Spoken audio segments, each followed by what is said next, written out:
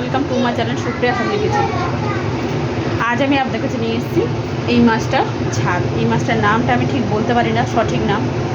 তো তার জন্য এই মাছটা নুন হলুদ মাখিয়ে নিয়েছি, ধুয়ে ভালো করে। আর এখানে তেল দিয়ে দিয়েছি, এই কড়াইতে তেল দিয়ে দিলাম, কড়াই গরম করতে বসিয়েছি। তেল দেওয়ার সাথে সাথে কড়াইতে একটু নুন দিয়ে দেবো, গ্যাসের ফ্লেমটা হাই করে দেবো। করে দিয়ে আমি মাছগুলো ভাজবো, মাছগুলো ভেজে নেবো।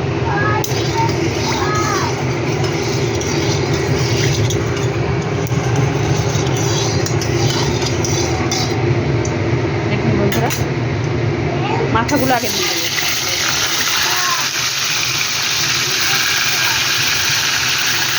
মাথাগুলো ভেজে নিয়ে পরে ফিরছি আপনাদের কাছে।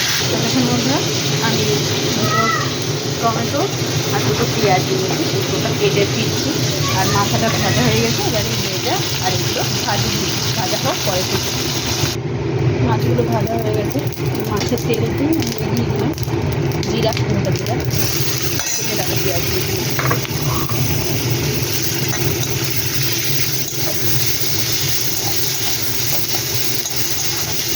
মাছটা ভালো করে ভেজে আমি ফিরছি আপনাদের কাছে।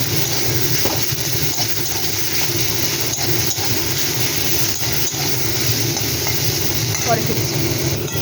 দেখুন বন্ধুরা, পেঁয়াজটা আমার ভাজা হয়ে গেছে। তেলটা কম দিয়েছি বলে এরকম পোড়া পোড়া লাগছে। এবার আমি টমেটো দুটো আর 3টে কাঁচা লঙ্কা দিয়ে দিলাম, তার সাথে 1 চামচের মতো আদা বাটা দিয়ে দিলাম।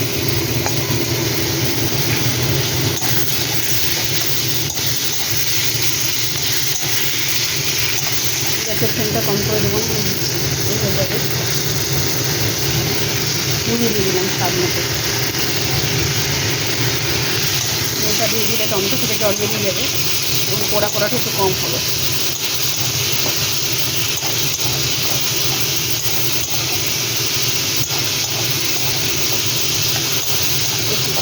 পরে ফিরছে মশলা দেখি। এবার আমি আমরা মশলাগুলো দিয়ে দেবো। 1/2 চামচ হলুদের গুঁড়ো, গোলমরিচের গুঁড়ো 1/2 চামচ, জিরের গুঁড়ো 1/2 চামচ, ধনের গুঁড়ো 1/2 চামচ।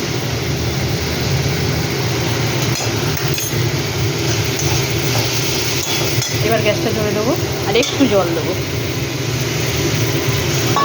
জল দিয়েছি, এবার ভালো করে কষিয়ে ফিরছি আপনাদের কাছে। ভালো করে কষিয়ে নিয়ে আমি তারপরে ফিরছি। বন্ধুরা, এবার আমি জল ঢেলে দেবো। কষা আমার হয়ে গেছে।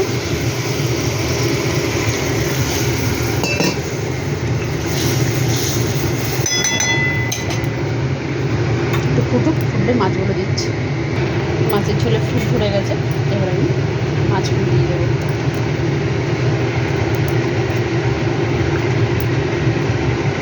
মাছগুলো দিয়ে ভালো করে ফোটাবো।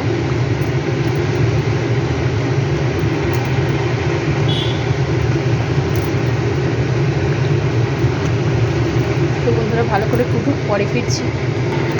এবার ঢাকনাটা খুলবো, ফুটে গেছে।